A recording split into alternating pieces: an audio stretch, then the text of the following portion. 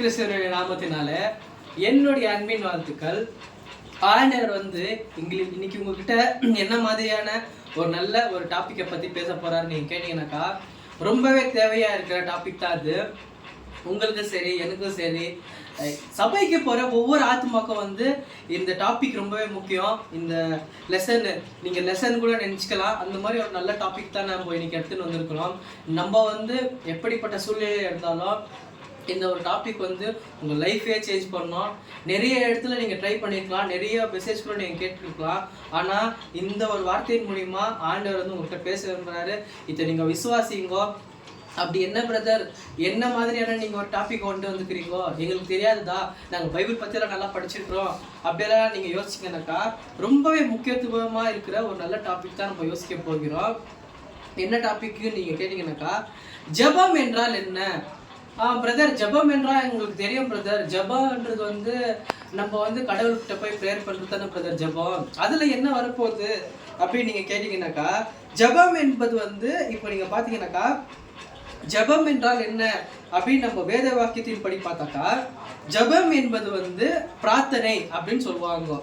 ஜெபம் என்பது கடவுளுடைய உரையாடல். அதாவது நம்ம நம்ம அப்பா அம்மா கிட்ட எப்படி பேசுகிறோமோ, நம்ம நண்பர்கள்ட்ட எப்படி பேசுகிறோமோ, நம்ம மனைவி கிட்ட எப்படி பேசுகிறோமோ, அதே மாதிரி தான் நம்ம ஆண்டவர்கிட்ட பேசுறது தான் ஜெபம் அப்படின்னு சொல்லுவாங்க. எந்த மாதிரியான விஷயங்கள் எல்லாம் நம்ம ஜெபத்துல பேசப்படலாம்னாக்கா, எண்ணங்கள், உங்கள் எண்ணங்களை உங்கள் உணர்வுகளை நேர்மையாக அவரிடம் கூறுவது தான் ஜெபம் அப்படின்னு வேத வாக்கியம் சொல்லுது. அப்படிங்களா பிரதர்? என்ன பிரதர், முதல்ல உரையாடல் தான் சொன்னீங்க, அப்புறம் இப்போ எண்ணங்களை அதே போல நேர்மையாக ஆண்டவர்கிட்ட சொல்றது தான் ஜெபம்ன்றீங்க அப்படின்னாக்கா, கண்டிப்பா இப்போ நம்ம அப்பா அம்மா கிட்ட சரி, நம்ம மனைவி கிட்ட, நம்ம நண்பர்கிட்ட நம்ம ஷேர் பண்ணுவோம். நம்ம மனசுல இருக்கிற ஃபீலிங்ஸு, நம்ம மனசுல எவ்வளோ கஷ்டம், துன்பங்கள், எவ்வளோ துயரங்கள் நடந்திருக்கோ எல்லாமே நம்ம அப்பா அம்மா கிட்ட, நம்ம மனைவி கிட்ட, நம்ம அண்ணன் தம்பி கிட்ட, அக்கா தங்கி கிட்ட எல்லாம் எல்லாமே நம்ம ஷேர் பண்ணுவோம்.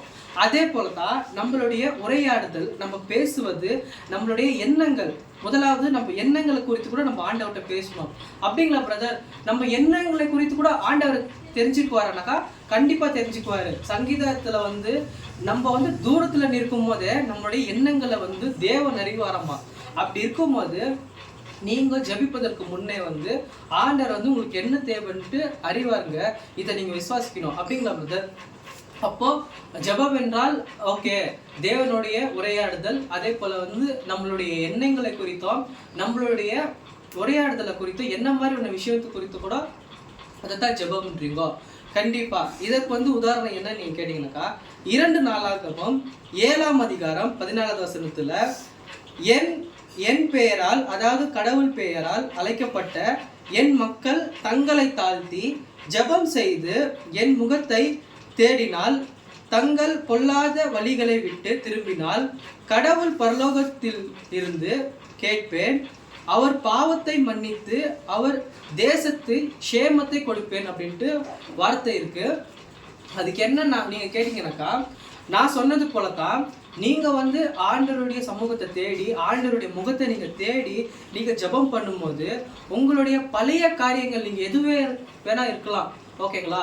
நீங்க பாவத்துல இருக்கலாம், நீங்க சாபத்துல இருக்கலாம், நீங்க நோயிலையோ வறுமையிலோ இருக்கலாம். ஆனா ஆண்டவருடைய வார்த்தை உங்களுக்கு நீங்க வந்திருக்கு என்னன்ட்டுனா, நீங்க உங்களுடைய பொல்லாத காரியத்திலிருந்து விட்டு திரும்பினால், கடவுள் பரலோகத்தில் இருந்து உங்க ஜெபத்தை கேட்குவாராமா. கேட்டுட்டு உங்கள் பாவங்களை மன்னித்து அவர் உங்கள் தேசத்துக்கு சேமத்தை கொடுக்குவாராம். ஏங்க, இது உங்களுக்கு சேமத்தை கொடுக்குவேன், உங்க குடும்பத்துக்கு சேமத்தை கொடுக்குவேன்னு அவர் சொல்லல. நீங்க உங்க காரியத்தெல்லாம் விட்டுட்டு நீங்க வந்தீங்கன்னாக்கா, உங்க தேசத்துக்கு, நீங்க இருக்கிற ஏரியாவுக்கு கூட, நீங்க இருக்கிற பட்டணத்துக்கு கூட சேமத்தை கொடுக்குவேன்னு சொல்ல. நீங்க இருக்கிற தேசத்துல கூட, நீங்க என்ன மாதிரி தேசத்துல இருந்து கூட இந்த வீடியோவை பார்த்துட்டு இருக்கலாம். இந்தியால இருந்து பார்க்கலாம், சைனால இருந்து பார்க்கலாம், எங்கிருந்து தான் நீங்க பார்க்கலாங்க. ஆனா இந்த வசனத்தின் மூலியமா ஆண்டவர் உங்ககிட்ட பேசிட்டு இருக்காரு. நீங்க ஜெபம் செஞ்சாக்கா உங்களுடைய தேசம் ரட்சிக்கப்படுமா, உங்க குடும்பம், உங்க நண்பர்கள் எல்லாமே இதுல சேர்ந்துக்குவாங்க. ஆண்டவர் எவ்வளவு பெரிய வார்த்தை உங்களுக்கு கொடுக்குறாரு பாத்தீங்களா? ஆண்டவர்கிட்ட நம்ம என்ன செய்யணும்னாக்கா, நம்மளுடைய எண்ணங்களை, நம்மளுடைய மீறுதல்களை, நம்ம பேசுவோம் இல்லைங்களா, நம்ம நண்பர்கிட்ட, நம்ம அப்பா அம்மா எல்லாம் பேசுவோம் இல்லைங்களா, அதே போல வந்து நம்ம ஆண்டவர்கிட்ட வந்து பேசினாக்கா ஆண்டவர் வந்து உங்கள்கிட்ட இன்னைக்கு சொல்லிக்கிறாரு என்னன்ட்டுனா, நீங்க வந்து உங்க பழைய காரியத்தை எல்லாம் விட்டுட்டு நீங்க வந்தீங்கன்னாக்கா உங்களை தேவன் மன்னிக்குவாரு. நம்மளுக்கு வந்து இருக்கிற தேவன் வந்து மன்னிக்கிற தேவன். இதை நீங்க புரிஞ்சுக்கணும். அப்படிங்களா பிரதர், நான் சபைக்கு போனாலும் சரி, நான் எங்க போனாலும் சரி, என்னை வந்து ஒரு பாவி, நீ இந்த மாதிரி பண்ணிட்ட, நீ வந்து இவ்வளோ பெரிய காரியங்கள்ல பண்ணிக்கிற, நீ குடிக்கிற, நீ சிகரெட் அடிக்கிற, நீ எல்லாம் சபைக்கு எப்படி வரலாம் அப்படின்ட்டு எல்லாம் என்னை பார்த்து கேட்குறாங்க பிரதர். அப்படிலாம் நீங்கள் யோசிச்சிங்கனாக்கா ஆண்டவர் வந்து உங்ககிட்ட தான் பேசியிருக்கிறாரு. அவர் பாவத்தை மன்னித்து அவர் தேசத்துக்கு சேமத்தை கொடுப்பேனா அப்படின்னா ஆண்டவர் வந்து உங்களை மன்னிக்கிறாருட்டு வாக்குத்தத்தம் தராருங்க. அப்படி இருக்கும்போது மனுஷன் வந்து உங்களுக்கு சொன்னா நீங்க எதுக்கு நீங்க ஃபீல் பண்றீங்க, நீங்க எதுக்கு நீங்க யோசிக்கிறீங்க, ஐயோ அந்த பிரதர் என்ன அப்படி சொல்லிட்டாரு, இந்த ஜனங்க இப்படி சொல்லிட்டாங்கோ, பாஸ்டர் கூட என்ன இப்படி சொல்லிட்டாங்கோ, நான் என்ன பண்ணிட்டோம் அப்படின்னு நீங்க கேட்டீங்கன்னாக்கா பாஸ்டர்னா உங்களுக்கு ஞானஸ்தானம் கொடுக்கல. பாஸ்டர் வந்து உங்களை பாவத்திலிருந்து ரசிக்கப்படல. ஆண்டவராக இயேசு கிறிஸ்து தான் உங்களை ரசிக்கப்பட்ட, உங்க பாவத்தெல்லாம் மன்னித்தவர் அவர் தான். அப்போ நீங்க ஆண்டவர் தான் முக்கியத்துவம் கொடுக்கணும். ஆண்டவர் வந்து உங்கள்கிட்ட வாக்குத்தத்தம் தராரு என்னன்ட்டுனா அவர் வந்து உங்க பாவத்தை மன்னிக்க போறாருங்க. நீங்க அதை விசுவாசிங்க பிரதர். ஓகே பிரதர், ஆண்டவர் வந்து நான் விசுவாசிக்கிறேன் பிரதர். நீங்க சொன்னீங்க ஜெபம் என்றால் ஆண்டவருடைய பேசுற உரையாடத்தான் ஜெபம். ஆண்டவருடைய நம்மளுடைய எண்ணங்களை குறித்தோ, நம்மளுடைய பாவங்களை குறித்தோ, நம்மளுடைய மீறுதல்களை குறித்தோ நம்ம ஆண்டவர்கிட்ட போய் சாஷ்டாகமா சொல்லுவது தான் ஜெபம்ட்டு சொல்றீங்க. ஓகே, அதுதான் உண்மையான ஜெபம். நம்ம வந்து முதலாவது வந்து அது பார்த்தோம். இரண்டாவது வந்து பிரார்த்தனை. ஜெபம் என்பது என்ன அப்படின்ட்டு நீங்க கேட்டீங்கன்னா இன்னொன்று வந்து கடவுளிடம் வழிகாட்டுதல் மற்றும் அவரது வழிகாட்டுதலுக்காக காத்திருப்பது தான் ஜெபம் அப்படின்ட்டு வேதவசனம் சொல்லுது. அதுக்கு என்ன நீங்க கேட்டீங்கன்னாக்கா இப்போ வந்து நீங்க உங்க பாவத்தெல்லாம் விட்டுட்டு உங்க மீறுதல்களெல்லாம் விட்டுட்டு நீங்க வந்து ஆண்டவரை தேடி நீங்க வந்திருக்கிறீங்க. அப்போ வந்து உங்களுக்கு உங்க வாழ்க்கையில என்ன மாதிரியான சூழ்நிலை வந்தாலும் நீங்க எப்படியெல்லாம் அதை ஃபேஸ் பண்ணணும். அதாவது இப்போ நீங்க ஒரு பிஸ்னஸ் பண்ணிட்டு இருக்கலாம், இப்போ நீங்க ஒரு ஊழியம் பண்ணிட்டு இருக்கலாம், நீங்க வந்து ஏதோ ஒரு ஊர்ல இருக்கலாம், துபாயில இருக்கலாம், அமெரிக்கால ஏதோ ஒரு வேலை விஷயத்துக்காக பேசிட்டு இருக்கலாம். ஓகேங்களா? அப்போ வந்து நீங்க பிரதர் என்னுடைய வாழ்க்கை இப்போ எப்படி நம்ம போறோன்னு எனக்கு தெரியல, எனக்கு வேலை எப்படி போகுதுன்னு தெரியல, எனக்கு வேலை கிடைக்குமான்னு கூட டவுட்டா இருக்குது பிரதர் நான் படிக்கல பிரதர், நான் வந்து எங்க போனாலும் எனக்கு வந்து நான் இன்டர்வியூக்கு போனா கூட எனக்கு வந்து எதுவுமே வராதுன்னு சொல்றாரு.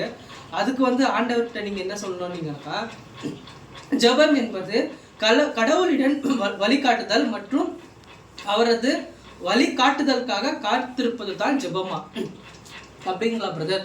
சரி பிரதர், ஓகே. நான் வந்து நீங்க சொன்னது போல ஆண்டவர்கிட்ட வந்து எல்லாமே பேசிக்கிட்டு எல்லாமே உரையாடுதலாக நான் நடத்துகிறேன். இப்போ வந்து என்னுடைய பிஸ்னஸ் வந்து ரொம்பவே லாஸ்ட்ல போயிருக்கு பிரதர், எனக்கு வேலையே கிடைக்கல பிரதர், எங்கே போனாலும் எனக்குன்ட்டு ஒரு தோல்வி தான் பிரதர் அப்படிதான் நீங்கள் யோசிச்சிருக்கீங்களா? உங்களுக்கான வார்த்தை இது தான். 2 சாமுவேல் 5ஆம் அதிகாரம் 19ஆவது வசனத்துல பெலிஸ்தருக்கு விரோதமாய் போகலாமா, அவர்களை என் கையில் ஒப்பு கொடுப்பீரோ என்று தாவீது கர்த்தரிடத்தில் விசாரித்த பொழுது கர்த்தர் பெலிஸ்தரை நான் உன் கையில் நிச்சயமாய் ஒப்பு கொடுப்பேன் என்று தாவீதுக்கு சொன்னார். இதை நீங்க பாத்தீங்கன்னாக்கா இதுக்கு என்ன அர்த்தம் நீங்க கேட்டீங்கன்னாக்கா தாவீது ராஜா வந்து எவ்வளவு பெரிய ராஜான்னு எல்லாருக்குமே தெரியும். அவர் வந்து ஜபிக்கிறாருங்க என்னன்னா, ஆண்டவரே எனக்கு வந்து இப்படி ஒரு சூழ்நிலை வந்துட்டு இருக்கு, ஆண்டவரே எனக்கு ஒரு இப்படி ஒரு சுச்சுவேஷன் வந்துட்டு இருக்கு பிரதர், இப்போ எனக்கு பிஸ்னஸ்ல வந்து எவ்வளோ கோடி எனக்கு லாஸ் ஆகிட்டு இருக்கு, எனக்கு வந்து பாவத்துலேருந்து மீண்டு வர முடியல, எனக்கு இந்த சாபத்துலேருந்து மீண்டு வர முடியல, நான் என்ன தான் ஜபிச்சாலும் வந்து எனக்கு வந்து இப்படிப்பட்ட லைஃப் கிடைக்குதுன்னு நீங்கள் நினச்சிங்கனாக்கா ஆண்டவர் வந்து உங்கள்கிட்ட நீங்கள் என்ன சொல்கிறாருனாக்கா, நீங்கள் வந்து ஒரு விஷயத்துக்கு விரோதமாக நீங்கள் போகிறதுக்கு முன்னாடியே வந்து ஆண்டவர்கிட்ட வந்து நீங்கள் கேளுங்க என்னன்ட்டுனாக்கா, நான் வந்து இந்த விஷயத்த நான் செய்யட்டுமா வானவா அப்படின்ட்டு நீங்கள் ஆண்டவர்கிட்ட கேளுங்க. இப்போ நீங்கள் ஒரு பிஸ்னஸ் ஸ்டார்ட் பண்ண போறீங்க, நீங்க உங்க மனசுல நினைச்சுக்கிறீங்க நான் வந்து பிசினஸ்ல இருந்து பண்ணலாமா வானாவா, லாஸ் ஆகுமா நஷ்டம் அடையுமாட்டெல்லாம் நீங்க யோசிக்கிறீங்க. ஏசு கிறிஸ்துவின் நாமத்தினால நான் சொல்றேன், கண்டிப்பா நீங்க ஸ்டார்ட் பண்ணலாங்க. ஆண்டவரை முன்னிலை வச்சு நீங்க ஸ்டார்ட் பண்ணுங்க. எப்படின்னாக்கா, ஆண்டவரே இதோ ஆண்டவரே இந்த வார்த்தை இப்படி சொல்லுதா ஆண்டவரே, தாவீது வந்து பெலிஸ்தருக்கு விரோதமாக நான் போகலாமான் அப்படின்னு நான் கேட்கும்போது நீங்க போ, அவர்களை உன் கையை ஒப்பு கொடுப்பேன் என்று சொன்னீரே, அதே போல வந்து ஆண்டவரே இப்பொழுது ஒரு புதிய வேலைக்கு நான் போறேன் ஆண்டவரே, புதிய ஒரு பிசினஸ் நான் ஆரம்பிக்க போறேன் ஆண்டவரே, புதிய ஒரு வாழ்க்கை துணையை நான் தேடிக்க போறேன் ஆண்டவரே, எனக்காக புதிய வாழ்க்கையை நான் அமைச்சுக்க போறேன் ஆண்டவரே, இந்த கொடியோட போறேன் ஆண்டவரே அப்படின்னு நீங்க நினைச்சிருக்கிறீங்களா? அப்போ இந்த வாழ்க்கை உங்களுக்கு வரதுக்கு முன்னாடி ஆண்டவர் வந்து அதை உங்க கையில ஒப்படைப்பாராம். அதுதான் இந்த வாக்கு சொல்லுது. என்னன்னுனாக்கா, கர்த்தரிடத்தில் விசாரித்த போது கர்த்தர் போ, பெலிஸ்தரை உன் கையில் நிச்சயமே ஒப்பு கொடுத்தது போல தைரியமா நீங்க பிசினஸ் ஆரம்பிங்க, தைரியமா நீங்க வந்து வேலைக்கு போங்க. அவங்க என்ன மாதிரி ஆளா இருந்தாலும் சரி, ஆண்டவர் வந்து உங்ககிட்ட சொல்றாரு, அது நன்மைக்கு தான் நடக்குமா, அதை நீங்க விசுவாசிங்க. ஆண்டவர் வந்து இப்படிப்பட்ட ஒரு அற்புதத்தை செய்யும்போது அவர் வந்து உங்களுக்கு செய்ய மாட்டாரா? நீங்க விசுவாசிக்கணும். ஆண்டவர் வந்து இந்த வார்த்தையின் மூலமா உங்ககிட்ட பேசிட்டு இருக்காருன்னு நீங்க விசுவாசிங்க. பிரதர், ஓகே பிரதர், நான் வந்து ஜபிக்கிறேன் பிரதர், என்னுடைய சூழ்நிலையை என்னுடைய உரையாடுதலை தேவனுக்கு நான் தெரியப்படுத்துறேன். முதலாவது அது நீங்க சொன்னீங்க. அதே போல இரண்டாவது வந்து நம்ம எந்த மாதிரி ஒரு காரியத்தை நம்ம செய்யறதுக்கு முன்னாடியும் அதை ஆண்டவருக்கு மூலமா செஞ்சா அது கண்டிப்பா நன்மையா நடக்கும். அது வந்து ரெண்டாவது, அதுக்கான வசனம் நம்ம பார்த்தோம். மூணாவது வந்து என்ன வசனம் நீங்க கேட்டீங்கன்னாக்கா, ஆண்டவர் வந்து நம்ம எப்படி வந்து சேவிக்கணும். அதாவது வந்து ஆண்டவர் வந்து உங்களிடம் எப்படியெல்லாம் இப்போ நீங்க ஆண்டவர்கிட்ட பேசியிருக்கிறீங்கப்பா, அதுக்கான பலன் வந்து எப்படியெல்லாம் நீங்க அறிந்து கொள்ளலாம் அப்படின்னு நீங்க கேட்கும்போது, ஆண்டவர் வந்து உங்களிடத்துல பேசுறதுக்கு வந்து நீங்கள் வந்து நேரத்தை ஒதுக்கணும். அதாவது நீங்க சபைக்கு போறதுக்கும் சரி, நீங்க வந்து ஆண்டவருடைய வார்த்தையை கேட்கறதுக்கும் சரி, நீங்க வந்து வாஞ்சையா இருக்கணும். அப்படிங்களா பிரதர்? ஆண்டவர் வந்து எங்ககிட்ட பேசுவாரா? என்ன பிரதர் நீங்க எப்படி சொல்றீங்க? எங்களுக்கெல்லாம் எங்க பாஸ்டர் வந்து நீ ஒரு பாவி, நீங்க கடவுளையும் பார்க்க முடியாது, கடவுளுடைய வார்த்தையை கேட்க முடியாது, நாங்கெல்லாம் இப்படி இருக்கிற சூழ்நிலையில ஆண்டவர் வந்து எங்ககிட்ட எப்படி பேசுவாருக்கெல்லாம் நீங்க யோசிங்கனாக்கா, ஆண்டவர் வந்து நேரடியாக கூட வந்து உங்ககிட்ட பேசுவாருங்க. இதை நீங்க விசுவாசிங்கனாக்கா கண்டிப்பா நடக்கும். அப்படிங்களா பிரதர்? ஓகே பிரதர், நான் அதை எப்படி பிரதர் நம்புறதுனாக்கா இங்க வார்த்தை இருக்கு. என்னன்னாக்கா 1 சாமுவேல் 3ஆம் அதிகாரம் 10வது வசனத்துல, அப்பொழுது கர்த்தர் வந்து நின்று முன்போல சாமுவேலே என்று கூப்பிட்டார், அதற்கு சாமுவேல் சொல்லும் அடியேன் கேட்கிறேன் அப்படின்ட்டு சாமுவேல் வந்து சொன்னார். சாமுவேல் வந்து எப்படிப்பட்ட ஒரு தீர்க்கதரிசின்னு உங்க எல்லாருக்குமே தெரியும். அவர் வந்து ஏலி தாத்தா கூட வந்து அவர் வேலை செஞ்சுன்னு இருக்கும்போது இப்படி வந்து ஆண்டவர் வந்து கூப்பிடுறாரு, சாமுவேல் சாமுவேல் அப்படின்னு கூப்பிடுறாரு. அவர் வந்து நம்ம ஏலி தாத்தா தான் நம்மள அப்படி கூப்பிட்டு இருக்காரு அப்படின்ட்டு போய் தூங்கிடுறாரு. அப்போ ஏலி தாத்தாக்கு தோன்றி இருக்குது என்னன்ட்டுனா, ஓ சாமுவேலை வந்து ஆண்டவர் தான் கூப்பிடுறாரு அப்படின்ட்டு அவர் சொன்னப்புறம், ஓகே நான் அடுத்தப்போ ஆண்டவர் வந்தா நான் இப்படியே சொல்றேன்ட்டு அவர் சொல்லியிருக்கிறாரு. அப்படிங்களா? ஓகே, நான் வந்து ஆண்டவர் வந்தோடனே அப்படி சொல்றேன் பிரதர் அப்படின்னு நீங்களும் சொல்லணும். என்னன்ட்டுனா, உங்ககிட்ட இப்போ ஆண்டவர் பேசிட்டு இருக்காரு இந்த வார்த்தையின் மூலமா. உங்களுக்கு வந்து அது தெரியாம கூட போயிருக்கலாம். ஆனா இப்போ ஆண்டவருடைய வார்த்தை சொல்லுது என்னன்ட்டுனா, ஆண்டவர் வந்து உங்களுக்கு முன்பாக வந்து பேசுவாரு. அப்படி இல்லைன்னா ஆண்டவர் வார்த்தையை கொண்டு உங்ககிட்ட இப்படி பேசிட்டு இருக்காரு. என்னன்ட்டுனா, அப்பொழுது கர்த்தர் வந்து நின்று முன்போல சாமுவேல் என்று கூப்பிட்டார், அதற்கு சாமுவேல் சொல்லும் அடியேன் கேட்கிறேன் அப்படின்ட்டு சாமுவேல் சொன்னாராமா. அதே போலதான் நீங்களும் இப்போ உங்க சூழ்நிலை குறித்தோ உங்க எந்த மாதிரி காரியத்தை குறித்தோ நீங்க யோசிச்சுன்னு இருக்கலாம். உங்க திருமண காரியம், உங்க வேலை காரியம், உங்க பிசினஸ் எதா வேணா இருக்கலாம். ஆண்டவரோட முடியாத காரியம் ஒன்றும் இல்லை. அதற்கு நீங்க என்ன செய்யணும் நீங்க கேட்டீங்கன்னாக்கா, ஆண்டவருடைய வார்த்தையை கேட்கணும். இப்போ சாமுவேல் சொன்னது போல நீங்களும் நீங்க இருக்கிற இடத்துல, அப்பா நான் என்ன செய்யணும் நீங்க சொல்லுங்கப்பா நான் செய்யறேன். அதே போல அவர் சொன்னது போல நீங்களும் அப்படியே கேட்டு பாருங்க. ஆண்டவரோட எப்படிப்பட்ட அற்புதத்தையும் எப்பேற்பட்ட அடையாளத்தையும் உங்களுக்கு செய்வார்னாக்கா, இதை நீங்க நினைத்து பார்ப்பதற்கும் மேல, நீங்க ஜெபிப்பதற்கும் மேல ஆண்டவர் கண்டிப்பா செய்வாரு. அப்படிங்களா பிரதர்? ஓகே பிரதர், முதலாவது வந்து ஜெபம் என்றால் நம்ம ஆண்டவர்கிட்ட பேசுறது அப்படின்னு சொன்னீங்க. இரண்டாவது வந்து ஆண்டவர் வந்து நம்ம என்ன மாதிரியான சூழ்நிலையிலும் சரி, என்ன மாதிரியான பிரச்சனையிலையும் சரி, நம்ம போறதுக்கு முன்னாடி ஆண்டவரே நான் இந்த வேலை விஷயத்துக்கு போறேன், ஆண்டவரே இந்த பிஸ்னஸ் நான் ஆரம்பிக்க போறேன், ஆண்டவரே எனக்கு ஆப்ரேஷன் சொல்லிட்டாங்க, ஆண்டவரே நான் என்ன ஆண்டவரே பண்றது அப்படின்னாக்கா, நீங்க தைரியமா ஆப்ரேஷன் இருந்தாலும் சரி, பிஸ்னஸாக இருந்தாலும் சரி, வேலையாக இருந்தாலும் சரி, நீங்க தைரியமா போங்க. அந்த இடம் வந்து உங்களுக்கு இதாகும். அதை நீங்கள் விசுவாசிக்கணும். மூன்றாவது வந்து நம்ம மட்டுமே பேசி நிற்பது ஜெபம் இல்லை, ஆண்டவரும் நம்மகிட்ட பேசணும். ஆண்டவர் வார்த்தையை கொண்டு பேசுவார். ஆண்டவர் வந்து உங்கள் சொப்பனத்தின் மூலம் பேசுவார். யோசேப்புக்கு சொப்பனத்தில் பேசும்போது உங்ககிட்ட பேச மாட்டாரா? சாமுவேல்கிட்ட வந்து பேசும்போது உங்ககிட்ட பேச மாட்டாரா? எப்பேற்பட்ட பவுல்கிட்ட வந்து பேசும்போது உங்ககிட்ட பேசுவாரா? இதை நீங்கள் விசுவாசிக்கணும். நம்ம பாட்டுக்கு ஜெபம் செஞ்சுனே இருந்தாக்கா ஆண்டவருடைய திட்டம் என்ன, ஆண்டவருடைய மீறுதல், ஆண்டவருடைய ஆண்டவர் வந்து என்கிட்ட என்ன பேச விரும்புகிறாருன்னு உங்களுக்கு தெரியாமலே போயிடும். ஆண்டவர் வந்து மீண்டும் மீண்டும் உங்ககிட்ட பேச விரும்புகிறார் இது மூலமா. இதை நீங்கள் விசுவாசிக்கணும். சரி பிரதர், ஓகே.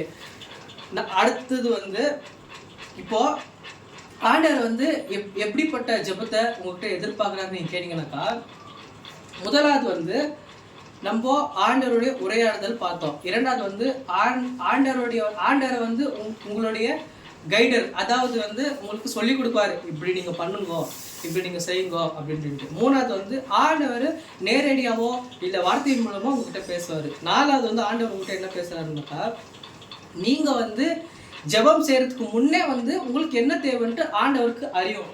அப்படி இருக்கும்போது நீங்கள் இப்போ ஜெபம் செஞ்சு கொண்டிருக்கும் போது என்னன்ட்டுனா, நீங்கள் வந்து உங்களுக்கு என்ன வேணும் அதை நீங்கள் ஜெபம் செய்யணும். இப்போ நீங்கள் ஒரு ஹோட்டலுக்கு போகிறீங்கப்பா, அங்கே வந்து ஒரு ஹோட்டல் வந்து வெயிட்டர் வந்து உங்கள்கிட்ட வந்து கேட்குவாங்க என்னன்ட்டுனாக்கா, அங்கே வேலை செய்யுங்க, உங்களுக்கு பூரி வேணுமா பொங்கல் வேணுமா அப்படின்னு நீங்கள் கேட்டிங்கனாக்கா, நீங்கள் வந்து என்ன சொல்லணும் அந்த டைமில்? இல்லை பிரதர், எனக்கு இந்த டைமில் ரொம்ப பசியாக இருக்குது, நான் என்ன செய்யறதுன்னு எனக்கு தெரியல அப்படின்னு நீங்கள் சொல்வீங்களா? இல்லை உங்களுக்கு வந்து சாப்பாடு தான் வேணும், பூரி வேணும், இல்லை பொங்கல் வேணும் அப்படின்னு சொல்வீங்களா? இல்லை நீங்கள் ஒரு துணிக்கடைக்கு போயிருக்கிறீங்க, துணிக்கடையில் வந்து நீங்கள் வந்து ஒரு ஷர்ட்டோ இல்லை பேண்ட்டோ அது பார்க்கறதுக்கு போயிருக்கிறீங்க. அங்கே போய்விட்டு அவங்க கேட்குவாங்க உங்களுக்கு என்ன வேணும், ஜீன்ஸ் வேணுமா, டிஷர்ட் வேணுமா, ஷர்ட் வேணுமா, பேண்ட் வேணுமா, அது மாதிரி கேட்குவாங்க. அங்கே நீங்கள் போய்விட்டு எனக்கு வந்து ஒரு காஃபி வேணும், ஒரு இட்லி வேணும், தோசை வேணும், எனக்கு வந்து ஷூ வேணும் அப்படின்னு நீங்கள் துணிக்கடையில் கேட்டால் அவங்க வந்து உங்களை எப்படி பார்ப்பாங்க? யாருப்பா இவன், ஏன்னா எந்த நாட்டிலேருந்து வந்துக்கிறான், துணிக்கடையில் வந்துட்டு எனக்கு இட்லி வேணும், எனக்கு பூரி வேணும், இந்த மாதிரி இதெல்லாம் ஹோட்டலான்னு அவங்க நினைக்க மாட்டாங்களா? அதே போல தான் நீங்கள் ஆண்டவர்கிட்ட ஜெபம் பண்ணும்போது உங்களுக்கு என்ன தேவைன்ட்டு ஆண்டவர் அறிஞ்சிருக்கிறாரு. அப்போ வந்து நீங்கள் வந்து எப்படி ப்ரேயர் பண்ணணும்னாக்கா, ஏசாயா 65ஆம் அதிகாரம் 24வது வசனத்தில், அப்பொழுது அவர்கள் கூப்பிடுவதற்கு முன்னே நான் மறு உத்தரவு கொடுப்பேன், அவர்கள் பேசும்போதே நான் கேட்பேன். இந்த வார்த்தையை நீங்கள் பாருங்க, அவர்கள் பேசுவதற்கு முன்னே நான் கேட்பேன் என்று வார்த்தை சொல்லுது. நீங்கள் ஜெபிப்பதற்கு முன்னே இல்லை, நீங்கள் பேசுவதற்கு முன்னே. அதாவது உங்கள் வீட்டின் காரியத்துக்கு இப்படி வேணும், உங்களுக்கு வந்து ஒரு கார் வேணும், உங்களுக்கு வந்து ஒரு பிஸ்னஸ் வேணும், உங்களுக்கு வந்து ஒரு வேலை வேணும், உங்களுக்கு வந்து வியாதியில் ஒரு அற்புதம் நடக்கணும் அப்படின்ட்டு நீங்கள் நினைக்கிறீங்க. அப்போ வந்து என்னன்னாக்கா, நீங்கள் நினைப்பதற்கு, அதாவது நீங்கள் சொல்கிறதுக்கு முன்னாடியே ஆண்டவர் அதை தெரிஞ்சிருக்கிறாராமா. இந்த வார்த்தை மூலிமா ஆண்டவர் உங்கள்கிட்ட பேசிட்டு இருக்காரு. இதை நீங்கள் விசுவாசிங்க. என்னன்ட்டுனா, ஆண்டவர் இந்த வார்த்தை எனக்கான வார்த்தை தான் ஆண்டவர், நான் பேசுவதற்கு முன்னே வந்து நீர் வந்து என்கிட்ட பேசுறீரு அப்படிங்களா பிரதர்? என்ன பிரதர் வார்த்தை இப்படி சொல்லுது, நானும் இத்தினால ஜெபிச்சுன்னு தான் இருக்கிறேன், இத்தினால நானும் உபவாசம் போட்டுதான் ஜெபிச்சுன்னு இருக்கிறேன், எப்போவுமே வந்து இந்த மாதிரி தான் என் சூழ்நிலை இருக்குது. முதலாவது வந்து நீங்கள் சபைக்கு போறீங்க, சபைக்கு போகும்போது நீங்கள் ஜெபிக்கிறீங்க, எதுக்காக ஜெபிக்கிறீங்கன்னு நீங்கள் யோசிக்கணும். ஜெபம், உங்களுடைய ஜெபம் வந்து எதை குறித்து இருக்குது? நம்ம வந்து தேவையில்லாத விஷயத்தெல்லாம் ஜெபிச்சுட்டு இருக்கிறோமா, இல்லை ஆண்டவர் வந்து என்ன எதிர்பார்க்குறாரு, ஆண்டவர்கிட்ட வந்து நீங்கள் கேட்கும்போது, இப்போ ஒரு ராஜா கிட்ட நீங்கள் போறீங்கப்பா, நீங்கள் ராஜா கிட்ட போகும்போது எந்த மாதிரியான ஜெப விண்ணப்பங்களை நீங்கள் எடுத்துட்டு போகணும்னு நீங்கள் தான் யோசிக்கணும். ஆண்டவரே எனக்கு ஒரு ட்ரெஸ் வேணும், ஆண்டவரே ஆண்டவரே எனக்கு ஒரு ஷூ வேணும், ஆண்டவரே இந்த மாதிரி ஜெபம் செய்யாதீங்க.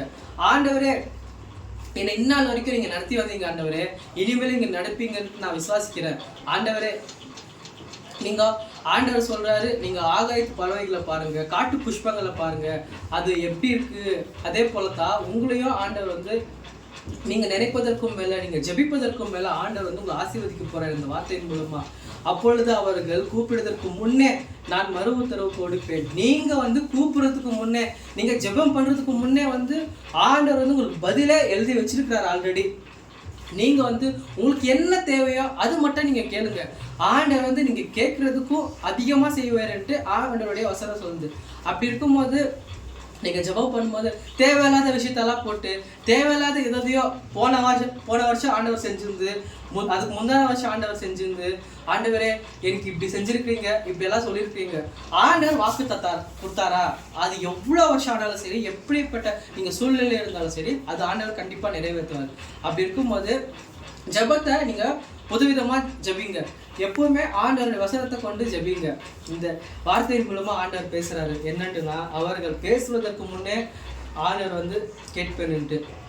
அப்படி இருக்கும்போது பேசுவதற்கு முன்னே நான் கேட்பேன்னு சொல்கிற ஆண்டவர் வந்து நீங்கள் ஜெபிக்கும் போதோ, நீங்கள் வந்து பைபிள் படிக்கும் போதோ, நீங்கள் சபைக்கு போகும்போதோ ஆண்டவர் தெரியாமல் இருக்குமா? கண்டிப்பாக தெரியுங்க. உங்களுடைய ஜெபத்தை மாற்றுங்க. ஜெபத்தை வந்து எப்படி ஜெபிக்கணும்னா, வார்த்தையின் மூலமாக ஜெபிங்க. ஆண்டவரே நான் கூப்பிடுவதற்கு முன்னே எனக்கு மறு உத்தரவு தருவேன்னு சொல்லியிருக்கிறீரே, அவர்கள் பேசுவதற்கு முன்னே அவர்களுக்கு என்ன தேவை என்று அறிந்திருக்கிறேன் சொல்கிறேன். அந்த வாக்குத்தத்தத்தை போய் நான் ஜெபிக்கிறேன். ஆண்டவரே இதோ ஆண்டவரே, எனக்கு ஒரு வேலை வேணும் ஆண்டவரே, எனக்கு ஒரு பிஸ்னஸ் வேணும் ஆண்டவரே. அப்பா, சரீரத்தில் எனக்கு முழு வியாதியெல்லாம் நீங்கி போய் ஆண்டவரே நான் உண்மையை நோக்கி ஜெபிக்கணும் ஆண்டவரே. அந்த மாதிரி ஜெபிங்க.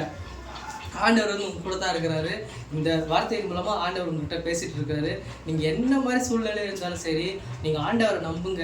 ஆண்டவரை நம்புனீங்கன்னாக்கா உங்க வாழ்க்கை வந்து செழிக்கும். நீங்க நினைப்பதற்கும் மேல, நீங்கள் ஜெபிப்பதற்கும் மேல கண்டிப்பா உங்களை ஆண்டவர் ஆசீர்வதிக்க போறாரு. God bless you.